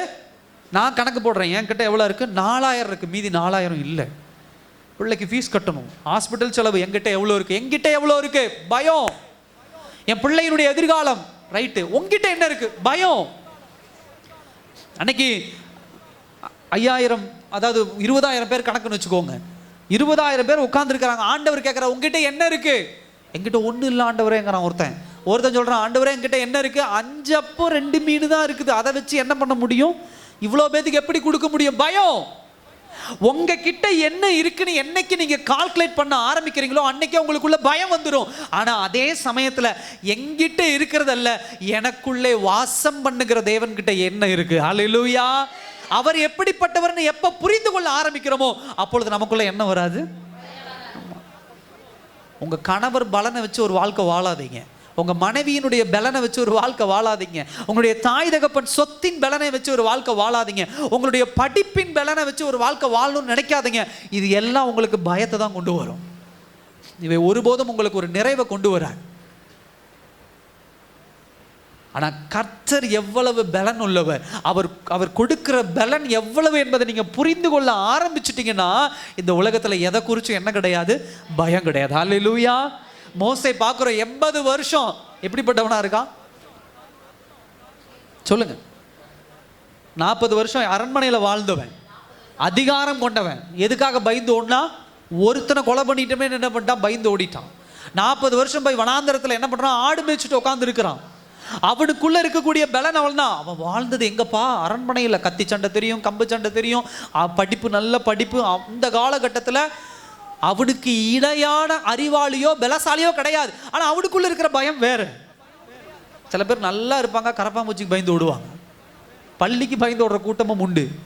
அது சில பேருடைய பலவீனம் வித்தியாசப்படும். பாம்பை கண்டா அடிப்பான், என்ன பண்ணுவான்? பாம்பை கண்டா என்ன பண்ணுவாங்க? அடிப்பாங்க. ஆனா சில சின்ன சின்ன பூச்சி கண்டா பயந்து ஓடுறது உண்டு. மனுஷங்கிட்ட ஏத்துன்னு நல்லா சண்டை போடுவான், நாய்க்குட்டிக்கு பயந்து ஓடுறது ஆட்களும் உண்டு. இதெல்லாம் எப்படி நம்ம புரிஞ்சுக்கணும் அப்படின்னு சொன்னா, சுய மனுஷனுடைய பலன் ஒருபோதும் இந்த உலகத்துல என்ன பண்ணாது? ஒரு ஸ்ட்ரென்த்தை கொடுக்காது, ஒரு ஜெயத்தை கொடுக்காது. அப்ப எதை பார்க்கணும் அப்படின்னு சொன்னா, இங்க கர்த்தர் சொல்ற வாக்குத்தத்தத்தை பாருங்க. நான் உன்னை பலப்படுத்த போறேன். ஹல்லேலூயா. கர்த்தர் என்ன பலப்படுத்த போறாருன்னா, கர்த்தர் எவ்வளவு பலசாலி. ஹல்லேலூயா. கர்த்தர் எவ்வளவு பலன் உள்ளவர். எனக்கு கொடுக்கிற பலனே இவ்வளோனா அவர்கிட்ட எவ்வளவு பலன் இருக்கும்? அதான ரொம்ப முக்கியம். தாவீது சின்ன பையன் தானே, போய் கோலியாத்திட்ட சொல்றான், டே நான் இத்தனை வருஷம் இவங்கிட்ட அழகா சொல்லுவான், சவுல்கிட்ட சொல்லுவான். சவுல் என்ன சொல்லுவான்? நீ எப்படா போய் அவனை அடிக்க போற? இந்த ட்ரெஸ் எல்லாம் உனக்கு உடுத்த தெரியலடா அப்படின்னு. அதுக்கு என்ன சொல்லுவாப்ல தாவீது? ஒரு நாள் நான் ஆடு மேய்ச்சிக்கிட்டு இருந்தேன், சிங்கம் வந்துச்சு, வாய் என்ன பண்ணிட்டேன்? பிளந்து போட்டுட்டாங்களாம். இன்னொரு முறை என்ன பண்ணுச்சு? கரடி வந்துச்சு, அதையும் நான் கொன்று போட்டேன் அப்படிங்கிறான். இதே சேம் யார் சொல்றா? கோலியாத் சொல்றான். சண்டைக்கு போயிடுனாலே, சின்ன பையன் நீ வந்திருக்கிறடா, உன்னை இன்னைக்கு நான் என்ன பண்ண போறேன்? வெட்டி கொலை செய்ய போறேன் அப்படின்னு கோலியாத் சொல்றான். அங்க சொன்னானா தாவீது, இங்க பாடுறா, அன்னைக்கு ஒரு சிங்கம் வந்துச்சு, வாயை பிளந்து போட்டேன், அன்னைக்கு ஒரு கரடி வந்துச்சு, வாயை பிளந்து, அப்படி சொன்னானா? ஆனா அவங்ககிட்ட வேற ஒரு டயலாக் சொல்றானே. என்ன சொல்றான்? சேனைகளின் கர்த்தருடைய நாமத்தினால உங்ககிட்ட நான் என்ன பண்றேன்? சண்டைக்கு வரேன். ஹல்லேலூயா. அப்ப தாவீது சின்ன பையன் தாங்க, ஆனா சவுலுக்கிட்ட என்ன சொல்லணும்னு தெரியுது, கோலியாத்திட்ட என்ன சொல்லணும்னு தெரியுது. சவுலுக்கு கடவுள் யாருன்னு தெரியும். சவுல் என்ன எக்ஸாமின் பண்றான், என்ன அவன்கிட்ட கேள்வி கேட்கறான் அப்படின்னா, இந்த ட்ரெஸ் போட்டு தாண்டா நீ சண்டை போட முடியும், நீ எப்படி செய்ய போற அப்படின்னு கேட்கறான். அவன் அதுக்கு சொல்றான், ஏற்கனவே நடந்த டெஸ்டமெனி சாட்சி சொல்றான், கடவுள் என்னோட கூட இருந்ததுனால சிங்கத்தை கொன்றேன், கரடியை கொண்டான். ஆனா கோலியாத்துக்கு கடவுளை பத்தி தெரியாது. அப்ப கோலியாத் என்ன நினைச்சிட்டு இருக்கிறான்? இவன் தான் சண்டை போட போறான், இவனுடைய பலன் என்னவோ அந்த பலன் தான் கொண்டு வர போறான் அப்படின்னு நினைச்சு கோலியாத் அவனுக்கு ஆப்போசிட்டா நிக்கிறான். அவன் சொல்றான், டே நான் ஏன் பலத்தோடு வரல, எனக்கு வில்லு சுத்த தெரியும், கல் வச்சு வில்லு சுத்த தெரியும், அந்த பலத்தோடு நான் வரல. இல்லை கத்தி வச்சு சண்டை போட தெரியும், அந்த பலத்தோடு வரல. இல்லை கம்பு வச்சு அடிக்க தெரியும், அந்த பலத்தோடு நான் வரல. சேனைகளின் கர்த்தருடைய நாமத்தோடு நான் வரேன். ஹல்லேலூயா. தாவீதுக்கு தெரியுது, எனக்குள்ள எது பலனை ஜெனரேட் பண்ண போகுது, எது என்னை பலப்படுத்த போகுது அப்படின்னா கர்த்தருடைய நாமம். சகோதர சகோதரி, அதை தெளிவாக என்ன பண்ணணும், நம்ம புரிந்து கொள்ளணும். நம்மளுடைய ஸ்ட்ரென்த் லிமிட்டட் தான். அது ஓவராலா எல்லாவற்றையும் என்ன பண்ணாது, சாட்டிஸ்ஃபை பண்ண முடியாது. எல்லா பிரச்சனைகளும் என்ன பண்ண முடியாது, திருப்திப்படுத்த முடியாது. நான் கர்த்தருடைய பலனை பெற்றுக்கொள்ளணும், எனக்கு தேவை ஒரே ஒரு விஷயம், விசுவாசத்தினால போய் நிற்கணும். ஆண்டவர் ஒன்றும் உட்கார வச்சு தாவீதுக்கு உட்கார வச்சு ஒரு ஃபிலிம் படம் போட்டு காட்டலுங்க, பாருப்பா நீ இப்படி போகிற, 5 கல், இந்த கல் எடுக்கிற, வெளில வைக்கிற, போய் இவ்வளோ டிஸ்டன்ஸில் நிற்கிற, சுத்துற, அடிக்கிற சொன்னாரா? ஹல்லேலூயா. நல்லா கவனிங்க, கர்த்தருடைய பலம் ஒரு மனுஷனுக்குள்ள செயல்பட ஆரம்பிச்சுன்னா சுச்சுவேஷன், சூழ்நிலைகளை நீங்களும் நானும் தீர்மானிக்க முடியாது. ஹல்லேலூயா. அதை நீங்களும் நானும் தீர்மானிக்கவே முடியாது. அந்த பலன் எப்போ வெளிப்படுங்கிறத யாருமே இந்த உலகத்தில் தீர்மானிக்க முடியாத நேரத்தில் தான் என்ன பண்ணும், வெளிப்படுவதாக இருக்கிறது. ஹல்லேலூயா. எனக்கு ரொம்ப அழகா இன்னொரு விஷயம் இந்த தியானிக்கும் போது கர்த்தர் கொடுத்த இன்னொரு வார்த்தை என்னன்னா, இந்த மோசேயினுடைய செங்கடல் இன்சிடென்ட். 10 வாதைகள் ஆண்டவர் கொடுத்தாரு. 10 வாதைகள் ஆண்டவர் கொடுத்து அவங்களை என்ன பண்ணிட்டாரு, கூட்டு போறாரு இஸ்ரவேல் ஜனங்களை. இப்போ ஒரு மிகப்பெரிய ட்ராப், ஒரு மிகப்பெரிய கண்ணி அவங்களுக்குலாம் மாட்டிக்கிச்சு. என்ன மாட்டிக்கிச்சுன்னா, ஆப்போசிட் டைரக்ஷன்ல செங்கடல், பேக் சைடில் யார் வரா, பின்னாடி யார் வரா, பார்வோன் வரா. இப்போ நடுவில் யார் மாட்டிக்கிட்டா, இந்த இஸ்ரவேல் ஜனங்கள் எல்லாம் என்ன பண்ணிட்டாங்க, மாட்டிட்டாங்க. இப்போ இத்தனை நாட்களாக தேவனுடைய பலனை எங்க பார்த்தாங்க, இஸ்ரவேலுக்குள்ள 10 வாதைகள் வரதுல பார்த்தாங்க, இல்லை நான் சொல்லலை. ஆனா இப்படிப்பட்ட சூழ்நிலை ஏற்படுங்கிறது யாருக்கு தெரியாது, மோசேக்கும் தெரியாது, இஸ்ரவேல் ஜனங்களுக்கும் தெரியாது, பார்வோனுக்கு என்ன பண்ணாது தெரியாது. ஆனா இவர்கள் விசுவாசத்தினால தான் மோசே கூட்டிட்டு போறாரு. கூட்டிட்டு போய் நின்னோடனே ஊனு கத்துறான், டே மாட்டிக்கிட்டோண்டா, நம்மளை சிக்க வச்சுட்டானுங்க, பொறி வச்சு நம்மளை பிடிச்சிட்டாங்கடா அப்படின்னு சொல்லி. இப்ப தேவனுடைய பலன் என்னங்கிறது எவனுமே யூகிக்க முடியாத நிலைமையில் இருக்கு. என்ன தேவனுடைய பலன் என்னன்னா, சுச்சுவேஷன் ரொம்ப மோசமா இருக்கு. அப்ப சொல்ற ஒரே ஒரு விஷயம், உன் கம்பை எடு, கடலுக்கு முன்னாடி காட்டு. அல்லேலூயா. அவ்வளவுதான். தேவனுடைய பலன் எங்கிருந்து செயல்படுது பாருங்க. அவன் இத்தனை வருஷமா அந்த கம்பை வச்சு நடந்துகிட்டு தான் இருக்கிறான். ஆனா அதுல இருந்து பலன் செயல்பட்டு அந்த கடல் 2ஆ பிளக்குங்கிறது யாருக்கு தெரியல, மோசேக்கு தெரியல. தெரிஞ்சிருந்தா என்ன பண்ணியிருப்பான், ஸ்டார்டிங்லேயே என்ன பண்ணியிருப்பான், தூக்கி அந்த குச்சியை காட்டியிருப்பான், செங்கடல் 2ஆ பிளந்திருக்கு, உள்ள போயிருக்கலாம். தேவனுடைய பலன் எங்கிருந்து செயல்படுது நீங்களும் நானும் என்ன பண்ண முடியாது, புரிந்து கொள்ள முடியாது. ஹல்லேலூயா. பலப்படுத்துகிற தேவன், ஆனா எதை கொண்டு பலப்படுத்துவாருங்கிறது சூழ்நிலைகள் தான் தீர்மானிக்கும். சண்டை போடுறது தாவீதும் கோலியாத்தும், ஆனா சண்டைக்கு கர்த்தர் பயன்படுத்தினது சின்ன கூழாங்கல். ஹல்லேலூயா. ஆமாவா இல்லையா? எல்லாருடைய பசியும் நிவர்த்தியாக போகிறது. ஆனால் ஆண்டவர் எதை பயன்படுத்தினாரு, 5 அப்பம் 2 மீன். நாகமான் அப்படிங்கிற ஒரு குஷ்டரோகம் உள்ளவன் ஆண்டவர் எதை பயன்படுத்தினார், ஒரு தண்ணீரை பயன்படுத்தினார். சிலோவாம் குளத்தில் போய் என்ன பண்ணுப்பா, முழுகி எந்திரி அப்படிங்கிறாரு. முழுகி எந்திரிக்கிறான். 7 தரம் முழுகி எந்திரி, உனக்கு சுகம் கிடைக்கும். ஹல்லேலூயா. சகோதர சகோதரியை தெளிவாக புரிந்து கொள்ள வேண்டிய விஷயம் தான், கர்த்தர் என்னை பலப்படுத்துகிறவர், கர்த்தர் என் கூட இருக்கிறார். ஆனா என் வேலை என்ன அப்படின்னா, விசுவாசத்துல நான் போய்கிட்டே இருக்கணும். எங்க எதை கொண்டு பலப்படுத்தணுமோ, எங்க எதை கொண்டு நடத்தணுமோ கர்த்தர் என்ன பண்ணுவார், நடத்தி கொண்டே போவார். அல்லேலூயா. 4வது விஷயம், நான் பயப்படக்கூடாது அப்படிங்கிறது காரணம் என்ன சொல்றாரு, நான் உனக்கு என்ன பண்ணுவேன், சகாயம் பண்ணுவேன். ஆங்கிலத்தில் ஹெல்ப் அப்படின்னு போட்டிருக்கு. ஹெல்ப்னா என்ன, உதவி. சகாயம் அப்படின்னா பாஸ்டர் என்ன அப்படின்னு நீங்க ரொம்ப யோசிக்கலாம் வேண்டாம். இது ரொம்ப பியூர் தமிழ், உதவி. அப்ப நீங்க புரிந்து கொள்ள வேண்டிய அடுத்த ஒரு விஷயம் என்னன்னா, ஐ வில் ஹெல்ப் யூ அப்படின்னா நான் உனக்கு உதவி பண்ணுவேன். இதுக்கு என்ன அர்த்தம் அப்படின்னா, உதவி யாரிடத்திலிருந்து மாத்திரம்தான் வரும், தேவனிடத்திலிருந்து மாத்திரம்தான் வரும். அந்த உதவி தான் நம்முடைய வாழ்க்கையை திருப்திகரமாக மாற்றும்.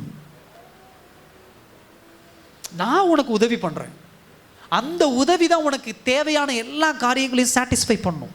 நான் ஏற்கனவே சொன்னது போல, ஆதாம் ஏவாளுடைய பயத்தை நீக்குவதற்குண்டான உதவியை எந்த மனுஷனாலும் செய்ய முடியாது. இயேசு கிறிஸ்து வருவதற்கு முன்னாடி பார்க்கிறோம், ஒரு 4,000-5,000 வருஷங்கள் எதை வச்சும் அந்த பாவத்திற்குண்டான விமோச்சனத்தை தேட முடியல. ஆண்டவர் சில நேரத்தில் சொல்றாரு, ஆட பலிகுடு, மாட பலிகுடு, புறாக்களை பலிகுடுன்னு சொல்றாரு. அது முழு திருப்தியை, ஒரு முழு சாட்டிஸ்ஃபேக்ஷன் உங்களுக்கு கொடுத்துச்சா? இல்லை. ஆனா எப்ப ஆண்டவர் தன்னுடைய ஒரே பேரான குமாரனை இந்த பூமியில அனுப்பினாரோ, அன்றைய நாள்ல இருந்து இன்றைய நாள் வரை அந்த உதவிதான் நம்முடைய தேவைகளை எல்லாம் என்ன பண்ணுது? நிவர்த்தி ஆக்குது. என் பாவத்தை போக்குது, என் பலவீனத்தை மாற்றுது, பரலோகம் போவதற்குண்டான பலனை எனக்குள்ள கொடுக்குது, அதற்குண்டான வாசலை எனக்கு என்ன பண்ணுது? திறந்து கொடுக்குது. அப்ப நீங்க கவனிக்க வேண்டிய விஷயம் என்னன்னா, உதவி கர்த்தரிடத்திலிருந்து மாத்திரம்தான் வரும். அது என்னவா வேணா இருக்கலாங்க. நடக்கிற காரியமா இருக்கலாம், விஸ்டமா இருக்கலாம், ஞானமா இருக்கலாம், அறிவா இருக்கலாம். படிச்ச அறிவை வச்சு இந்த உலகத்துல எல்லாத்தையும் சாதிச்சிட முடியுமா? முடியாது. படிச்சவன் எல்லாம் இந்த உலகத்துல சாதிச்சிடானா? இல்லை. அது நமக்கு ஒரு ஜஸ்ட் ஒரு கருவி, அவ்வளவுதான். நீங்க உங்களுடைய சுய திறமையை வச்சு, உங்களுடைய சுய பலனை வச்சு, உங்களுக்கு கிடைக்கிற இந்த உலகத்துல கிடைக்கிற உதவியை வச்சு நீங்க எல்லாத்தையும் சாதிச்சிட முடியுமா? யாராவது ஒருத்தர் உங்க கையில் 2 லட்சம் பணத்தை கொடுத்து நீ தொழில் பண்ணி பொழைச்சிக்கிட அப்படின்னு கொடுத்து பொழைச்சிட முடியுமா? அல்லேலூயா. 2 லட்சத்தை கொண்டு போய் தொழில் பண்ணி நஷ்டமாய் வந்தவங்க எத்தனையோ பேர். அப்போ நல்லா கவனிக்க வேண்டிய விஷயம் என்னன்னா, இந்த உலகம் செய்கிற உதவி ஒருபோதும் என் வாழ்க்கையை ஆசீர்வாதமாக மாற்றுமா அப்படின்னா இல்லை. கர்த்தரிடத்திலிருந்து உதவி வந்தாதான். அல்லேலூயா. பரத்திலிருந்து எனக்கு என்னது? உதவி வந்தாதான். ஒரு நிமிஷத்துல எல்லாவற்றையும் மாற்றி போடுகிற உதவி பரத்திலிருந்து வரும். நிமிடத்துல எல்லாம் மாறி போகும் உதவி.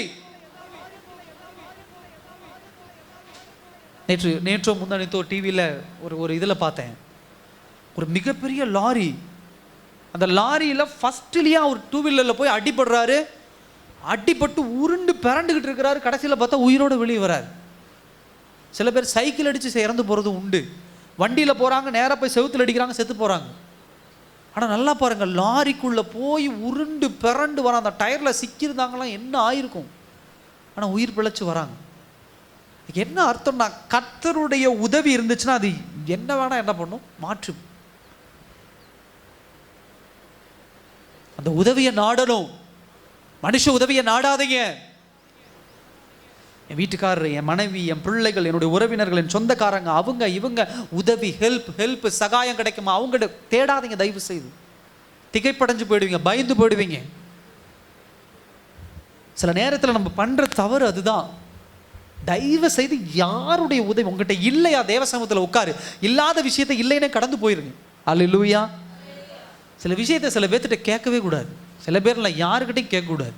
அவங்க எவ்வளோ பழக்கம் உள்ளவர்களாக இருந்தாலும் சரி, எவ்வளோ அன்புள்ளவர்களாக இருந்தாலும் சரி, எவ்வளோ பாசம் உள்ளவர்களாக இருந்தாலும் சரி, உதவின்னு கேட்டு போகும்போது உனக்கு கிடைச்சிருங்கிற நம்பிக்கையில் நீங்கள் போய் ஏமாந்து வந்தீங்கன்னா வச்சுங்களேன், அதை விட வழி வேற எதுவும் கிடையாது. அல்லேலூயா. சத்தமாக சொல்லுங்க. யார் அப்படி போய் நீங்கள் யார் அப்படி இல்லையா? நான் கஷ்டப்பட்டுருக்கேன். இவங்க செய்வாங்க, இவங்க பண்ண. ரீசெண்டாக கூட நான் ஒரு சில விஷயங்கள் ஒருத்தர் கிடைச்சிரும்னு சொல்லி ஒரு நம்பிக்கையில் ஃபோன் அடித்து இதை மட்டும் செஞ்சு கொடுத்துருங்க, இதை பண்ணி கொடுத்துருங்க அப்படின்னு சொன்னேன். எனக்கு தெரியல. அப்புறம் ஒரு 2-3 நாளுக்கு அப்புறம் இன்னொருத்தர் சொல்கிறாரு, அவங்க அதை கொடுக்கறதுக்கு யோசிக்கிறாங்க அப்படின்னு. என்ன பண்ணாங்க? அப்புறம் யோசித்தேன், ஓ ரைட். ஏன்னா அவங்களுக்கு உண்டான ஒரு பயம் இருக்கலாம், அவங்களுக்கு உண்டான ஒரு கலக்கம் இருக்கலாம், அவங்க எந்த ஆங்கிளில் யோசிக்கிறாங்கன்னு தெரியல.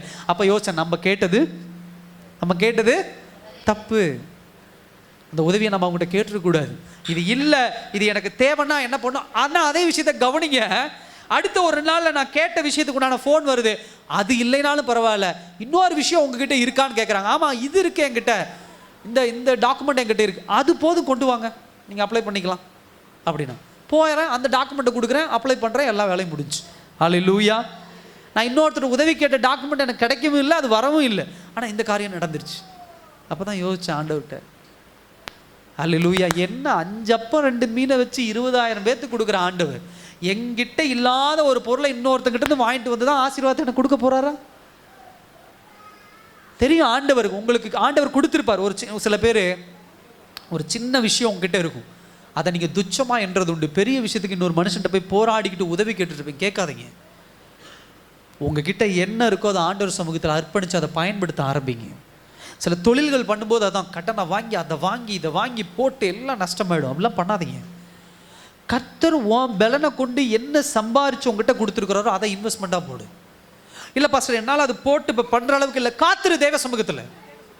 நீ சம்பாரிச்சு ஒரு நிலம் வாங்கு, உங்ககிட்ட என்ன இருக்குது அதை பாரு, உன் குடும்பத்தை சமாதானமாக வச்சு சந்தோஷமாக வச்சு காட்ஸ் ப்ரொவிஷன் அவர் கொடுக்கறத வச்சு வாழ பழகிக்கொள்ளுங்க.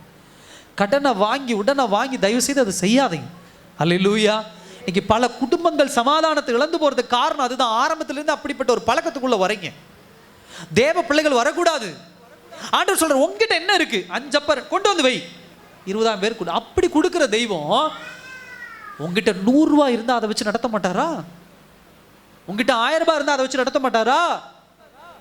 ஆனால் நம்ம என்ன பண்ணுறோம், கணக்கு ஏகப்பட்ட கணக்கு போட்டு இது பத்தாது, இது தேவையில்லாது ஆடம்பரங்கள், அது இதுன்னு தேவையில்லாத காரியங்கள் ஆசைப்பட்டு. ஆண்டவர் உன்ட்ட எக்ஸல் டிவிஎஸ் எக்ஸல் வாங்குறதுக்கு உண்டான பணத்தை வச்சு போ, எக்ஸல் வாங்கிட்டு வந்து சந்தோஷமாக ஓட்டு. எனக்கு வந்து எமாக்கா R15 தான் வேணும், எனக்கு ஒரு 3 லட்ச ரூபா வண்டி தான் வேணும், அதை வாங்கி ஓட்டினா தான் ஜம்முன்னு போக முடியும், அதை வாங்கி ஓட்டினா தான் போக முடியும் வர முடியும். இல்லை, ஒரு சின்ன தோடு, ஒரு சின்ன சைனா ஆண்டவர் கொடுத்த சந்தோஷமாக மகிழ்ச்சியாக போட்டு போ. பக்கத்தில் உன் ஃப்ரெண்டு 5 பவுன் போட்டு வந்திருக்கிறாங்க, பெரிய தோட இந்த புது டிசைனில் போட்டு வந்திருக்கிறாங்க, உடனே கட்டணம் வாங்கி அதை பண்ணுறது. நம்ம வீடு எப்படி இருக்குது அதை சுத்தமாக வச்சு பழகிக்கொள்ளுங்க. அல்லேலூயா. சில பேர் சில வீட்டுக்கு போவோம், அந்த அம்மா வீட்டில் பார்த்தீங்கன்னா அந்த டிவி பெரிய 30-40 டிவி இருக்குது, எங்கள் வீட்டில் கலைஞர் டிவி சின்ன டிவி தான் இருக்குது.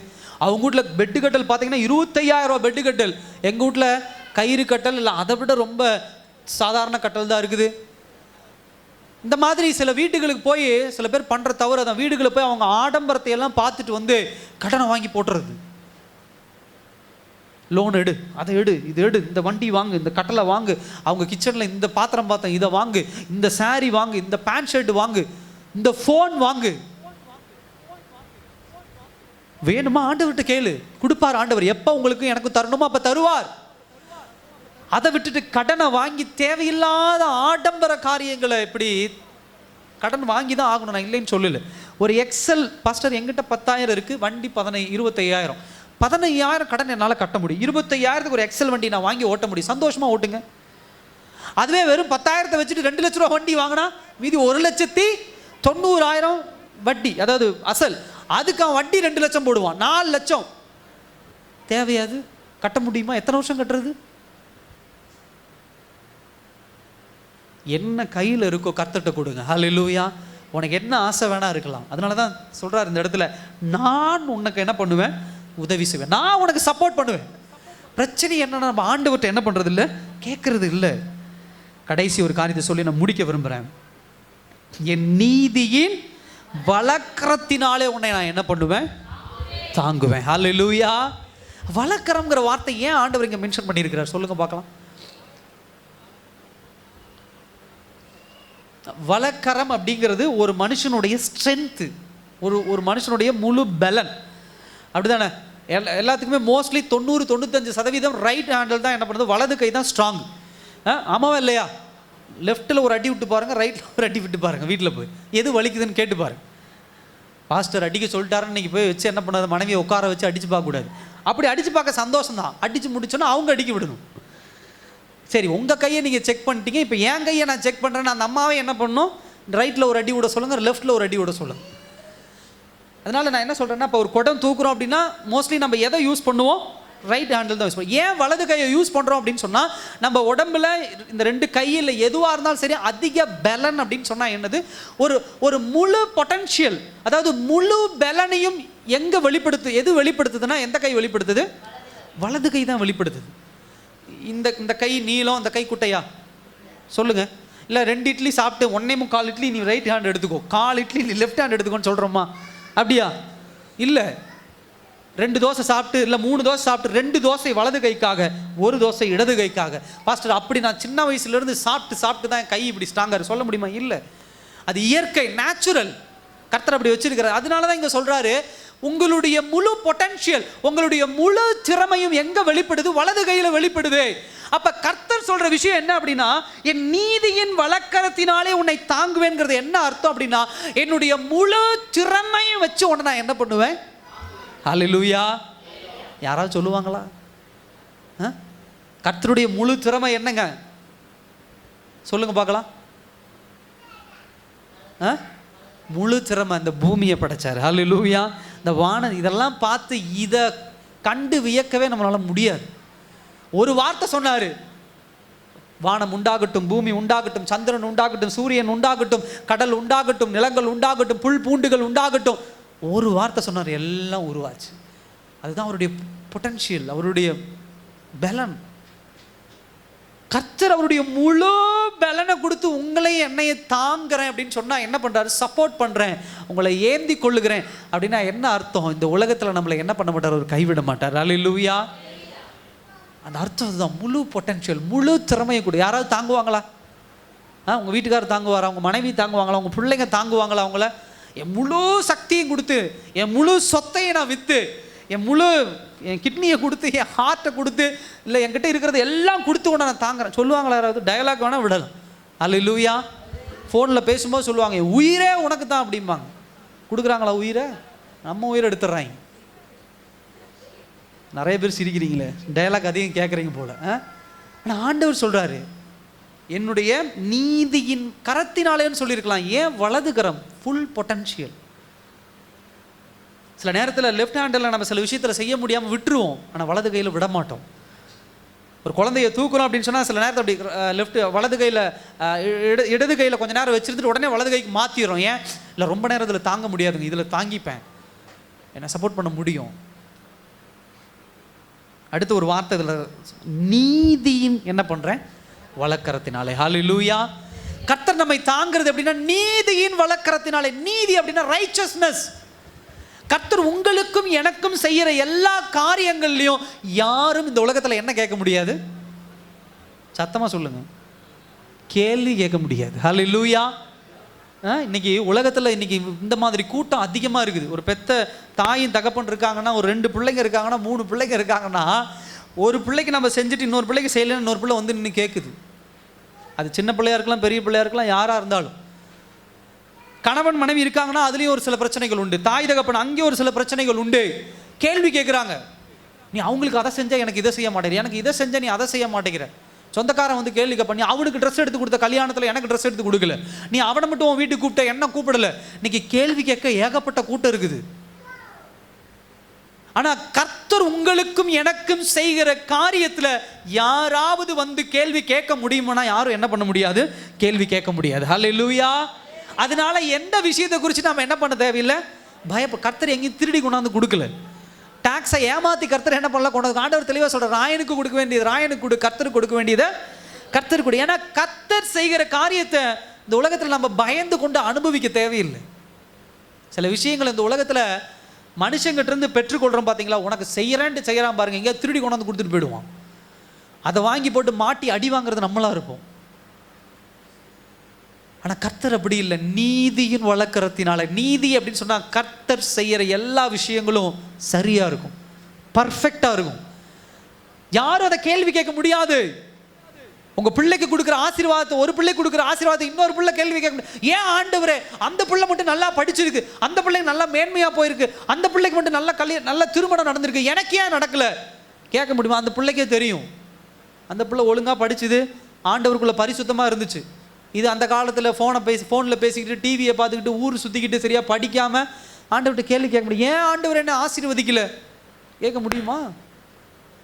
முடியாது. ஆண்டவர் சரியான பதில் வச்சிருப்பார்.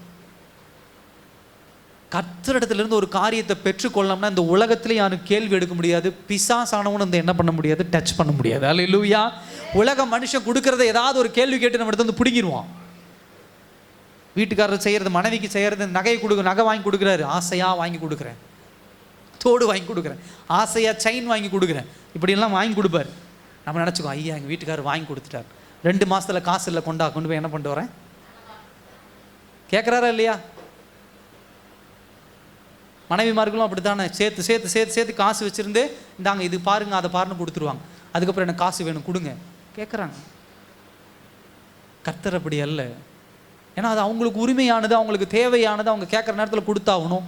அதை கேள்வி கேட்ப, ஏன் காசு நீ என்ன கொடு அப்படின்னு கேட்குறோம். கர்த்தர் அப்படி யாரையும் கேள்வி கேட்க விட மாட்டார். அல்லேலூயா. கர்த்தர் ஒரு ஆசீர்வாதத்தை உங்களுக்கு எனக்கு கொடுக்குறாருன்னா யாரும் வந்து அங்கே கேள்வி கேட்க முடியாது. இந்த விஷயங்கள்னால தான் நீங்களும் நானும் இந்த உலகத்தில் என்ன பண்ண தேவையில்லை? பயப்பட தேவையில்லை. அல்லேலூயா. எல்லாம் இருக்கிற இடத்துல இருந்து நிற்கலாம் அந்த நாளில்.